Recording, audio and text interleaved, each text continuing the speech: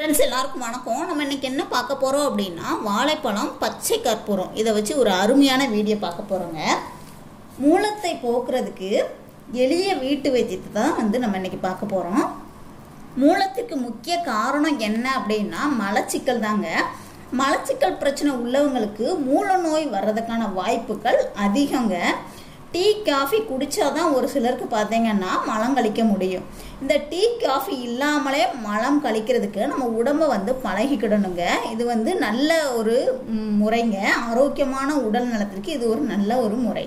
அதுக்கு நம்ம என்ன செய்யணும் அப்படின்னா காலையில் எழுந்ததும் பல் துளக்கிட்டு 2 டம்ளர் தண்ணி குடிக்கணுங்க. இந்த மாதிரி நீங்கள் தொடர்ந்து செய்கிறப்ப உணவு குழாய்களிலிருந்து மலக்குடல் வரைக்கும் உள்ள வாயுக்கள் நச்சுக்கள் இதெல்லாம் பார்த்தீங்கன்னா வெளியேறிடும்.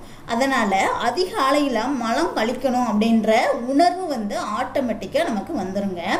இப்போல்லாம் பார்த்தீங்கன்னா மூல நோயால் நிறைய பேர் பாதிக்கப்பட்டிருக்கிட்டு தான் இருக்காங்க.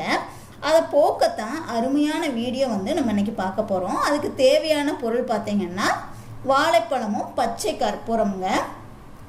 வாழைப்பழம் பார்த்தீங்கன்னா நல்ல ஜீரணம் ஆகுறதுக்கும் மலச்சிக்கலை போக்குறதுக்கும் உதவக்கூடியது மலை வாழைப்பழங்க. அதே மாதிரி குதிங்கால் வலி மூட்டு வலி இதெல்லாம் போக்கக்கூடிய தன்மை செவ்வாழைப்பழத்திற்கு இருக்குது. நல்ல பழுத்த பழமாக ஒன்று எடுத்துக்கோங்க. 1 கப் பால் எடுத்துக்கோங்க. அதை 1 கப் பாலில் நல்ல பழுத்த பழத்தை போட்டு நல்லா மசிச்சு அதை நல்லா கொதிக்க வச்சு கொஞ்சமாக தண்ணி ஊற்றி கூட கொதிக்க வச்சு டெய்லியும் ஒரு 2 தடவை நீங்கள் குடிச்சிட்டு வந்தாலே உங்களுக்கு இந்த மூல நோய் படிப்படியாக குறைய ஆரம்பிச்சிருங்க.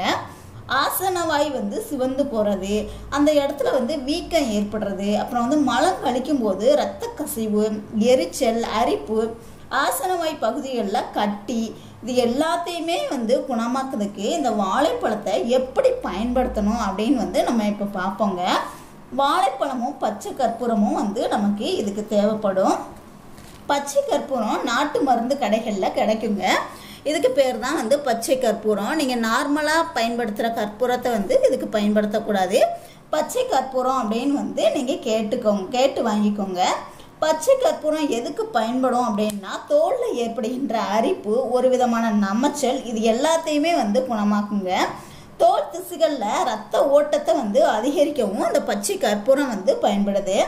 இப்போ ஒரு வாழைப்பழத்தை எடுத்து அதோட தோலை உரிச்சிக்கோங்க. இந்த மாதிரி வாழைப்பழத்தில் உள்ள தோலை மேலே உள்ள தோலை உரிச்சிக்கோங்க.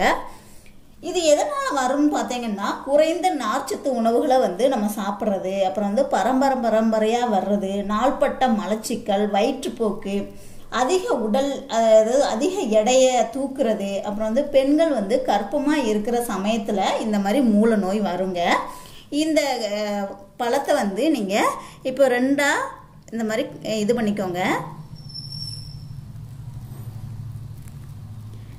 இந்த மாதிரி 2 இது பண்ணிவிட்டு அந்த பச்சை கற்பூரத்தை சென்டரில் வைக்கணுங்க. பச்சை கற்பூரம் அதிகமாக பயன்படுத்தக்கூடாது. 1 கிராமுக்கும் குறைவாக இதில் வச்சிடணும். இதை அப்படியே மூடி வச்சுருங்க. இந்த மாதிரி ஒரு 5 நிமிஷத்துக்கு அப்படியே இருக்கட்டும். அப்புறமா நம்ம 5 நிமிஷம் கழித்து பார்த்தோம் அப்படின்னா அந்த பச்சை கற்பூரம் அந்த பழத்தோடு சேர்த்து நல்லா ஊறி போயிருக்கும். இது பழத்தோடு சேர்த்து அந்த கற்பூரமும் சேர்த்து கரைஞ்சிரும். பச்சை கற்பூரம் நீங்கள் அதிகமாக பயன்படுத்தக்கூடாதுங்க. 1 கிராமுக்கும் குறைவாக தான் பயன்படுத்தணும். இதை இப்போ அப்படியே வாயில் போட்டு அப்படியே சாப்பிட்ருங்க. இதை தொடர்ந்து நீங்கள் வெறும் வயிற்றில் ஒரு 3 நாளைக்கு சாப்பிடணுங்க. அந்த மாதிரி சாப்பிட்டீங்க அப்படின்னா நல்ல பலன் கிடைக்கும். உங்கள் மூல நோய் பிரச்சனைக்கு நிரந்தரமாக உங்களுக்கு சரியாகுங்க. மலச்சிக்கல் பிரச்சனையுமே இருக்கவே இருக்காது. முக்கியமான விஷயம் இதில் பச்சை கற்பூரம் நம்ம பயன்படுத்துகிறோம் இல்லையா, இது பாலூட்டும் தாய்மார்களும் அப்புறம் கர்ப்பமாக இருக்கிறவங்களும் கண்டிப்பாக இதை எடுத்துக்கவே கூடாதுங்க. ஏன்னா பாலூட்டும் தாய்மார்களுக்கு பால் சுரப்பை குறைக்கும். அதே மாதிரி கருச்சிதைவே கலக்கிற இதுவும் இந்த பச்சை கற்பூரத்துக்கு இருக்குது. அதனால் கர்ப்பமாக இருக்கிற பெண்களும் பாலூட்டும் தாய்மார்களும் தயவுசெய்து இதை எடுத்துக்கவே கூடாதுங்க. அப்புறம் மூலம் மலச்சிக்கல் இதெல்லாம் இருக்கிறப்ப இதை குணமாக்குறதுக்கு இன்னொரு வழி என்ன அப்படின்னு பார்த்தீங்கன்னா அதாவது கடையில் இது அத்திப்பழம் கடையில் இருக்குங்க.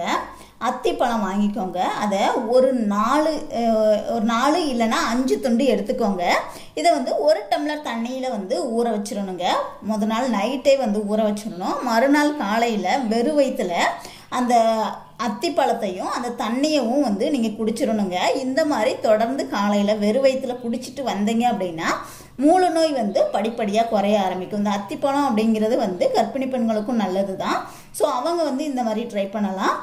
மற்றபடி கர்ப்பிணி பெண்களும் பாலூட்டும் தாய்மார்களும் இந்த பச்சை கற்பூரம் இது பண்ணுறதை எடுக்கக்கூடாதுங்க. அத்திப்பழம் வந்து நீங்கள் எடுத்துக்கிடலாம். இந்த மாதிரி நீங்கள் அத்திப்பழத்தை வந்து முதல் நாள் நைட்டே ஊற வச்சுட்டு மறுநாள் காலையில் தண்ணியும் சேர்த்து குடிக்கும்போது உங்களுக்கு உடம்புக்கும் நல்லது, மூல நோயும் வந்து உங்களுக்கு சரியாயிருங்க. இந்த மாதிரி செய்யும்போது உங்களுக்கு மூல நோய் படிப்படியாக குறைய ஆரம்பிக்கும். மூல நோய் இருக்கிறப்ப காரமான புளிப்பான உணவுகளை வந்து தவிர்த்தணுங்க. நீண்ட நேரத்துக்கு ஒரே இடத்துல வந்து உட்காந்துருக்க கூடாது. அதே மாதிரி அதிக எடையை வந்து தூக்கக்கூடாதுங்க. இதெல்லாம் வந்து மூல நோய் வர்றதுக்கு ஒரு அறிகுறி. ஸோ அதெல்லாம் வந்து நீங்கள் தவிர்த்துட்டீங்க அப்படின்னா உங்களுக்கு மூல நோய் வந்து கம்ப்ளீட்டாக வந்து சரியாயிடும். ஸோ ட்ரை பண்ணி பாருங்கள். வீடியோ பிடிச்சிருந்துச்சுன்னா லைக் பண்ணுங்கள், ஷேர் பண்ணுங்கள், கமெண்ட் பண்ணுங்கள்.